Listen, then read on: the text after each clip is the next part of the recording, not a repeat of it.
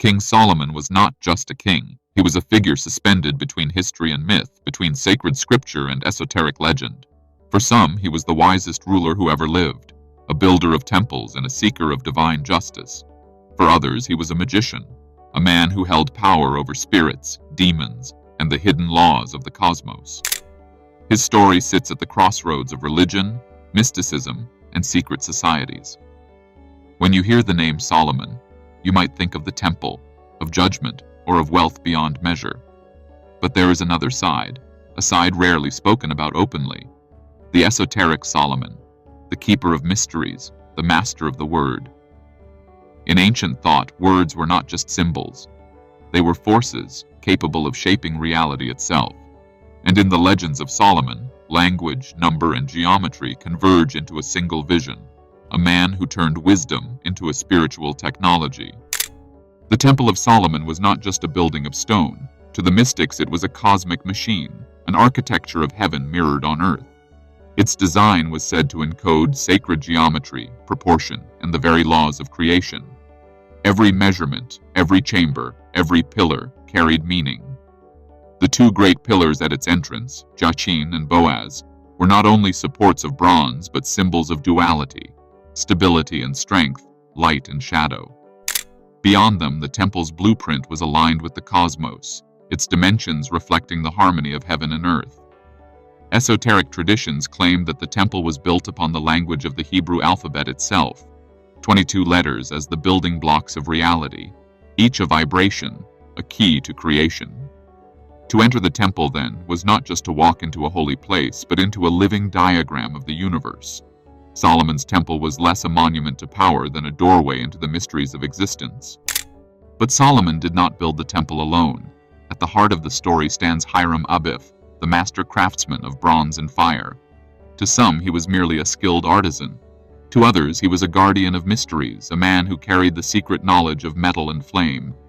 Legend says that it was Hiram who forged the sacred vessels, the pillars, and the altar itself.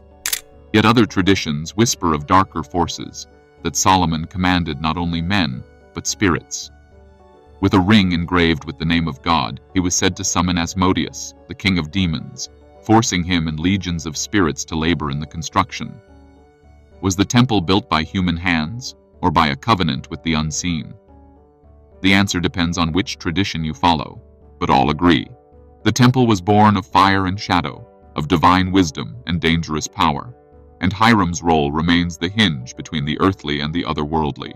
If the mysteries of King Solomon still echo in your soul, imagine how many more hidden stories wait to be uncovered. Subscribe, join this hidden library of wisdom, and let us walk deeper into the temples of forgotten knowledge, together.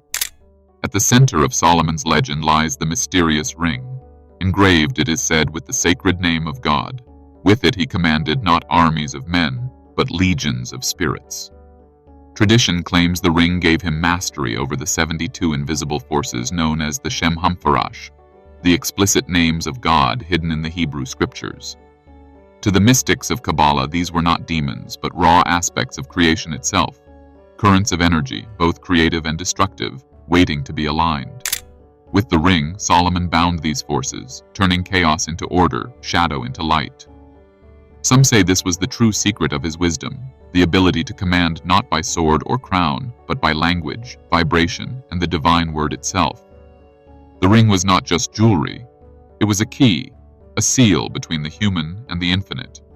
And those who sought its secret believed that to wear it was to touch the hidden architecture of the universe. The legends go further. Solomon did not only command spirits, he cataloged them.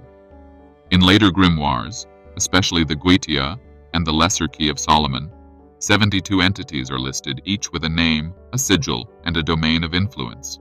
To the fearful, they were demons, but to the esoteric mind, they were masks of nature's forces, currents of psyche and cosmos that could heal or destroy depending on how they were invoked.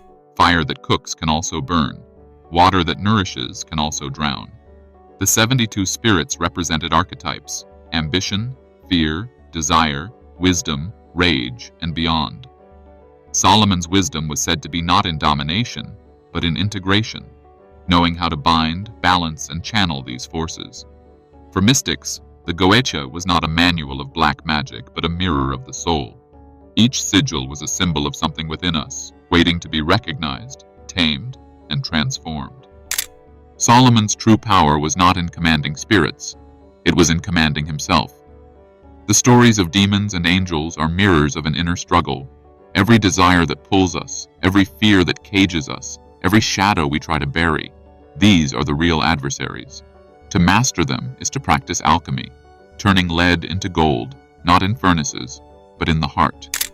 Anger transmuted into strength, fear reshaped into courage, desire refined into wisdom. In this sense, Solomon was not just a king of Israel, but a king of the inner kingdom. His temple was built not only of stone, but of discipline, silence, and inner balance. The ancient sages taught, the world outside bends when the world inside is mastered. And the greatest throne Solomon ever sat upon was the seat of his own soul, calm, centered, unshaken by shadow. This was his true kingdom, the dominion of self. But wisdom is a double-edged sword. The very same Solomon who prayed for understanding also confessed in Ecclesiastes, "The greater my wisdom, the greater my grief."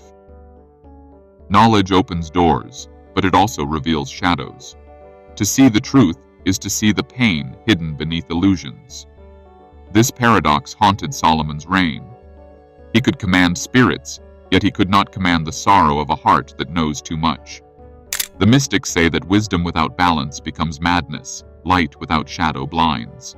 In the ancient mystery traditions, the sage must walk between two pillars, one of light, one of darkness, holding both, denying neither. Solomon embodied this tension, the wisest of kings, yet troubled, flawed, and deeply human. His greatness was not in escaping the paradox, but in carrying it. True wisdom, then, is not certainty. It is the courage to live within the mystery, to endure the tension without breaking. But Solomon's legacy did not vanish with his death. For centuries, secret brotherhoods claimed to guard fragments of his wisdom. The Kabbalists spoke of the 72 names of God as keys to inner alchemy. Gnostic sects saw Solomon's temple not as a building, but as a map of the human soul. Sufi mystics whispered of him as a master of the hidden sciences, where love and geometry converged. And later, Freemasons wove Solomon's temple into their rituals, teaching that each initiate must build the temple again, not in stone, but within their own heart. To them, Solomon was less a king of Israel and more a symbol of the eternal seeker, constructing order out of chaos. These societies believed his true temple was never destroyed, because it was never outside. It was always within. The real inheritance of Solomon is not a ruined structure in Jerusalem, but the possibility of becoming a living temple of wisdom, light, and mystery. In the end, Solomon is remembered not only as Israel's wise king, but as the Magus Regus, the royal magician who stood at the border of myth and reality.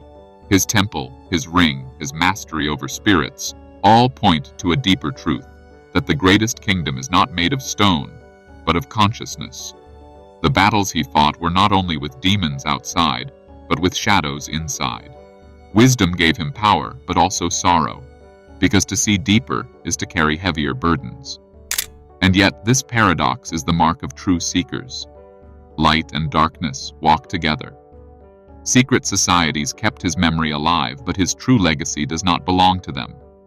It belongs to anyone willing to build the inner temple, to transform chaos into order, ignorance into wisdom. Solomon's story reminds us that perfection was never the goal. The journey itself, the failures, the triumphs, the mystery, is the real treasure. If the true Temple of Solomon was never built of stone, but within the human soul, then what are you building every single day with your thoughts, your choices, and your silence?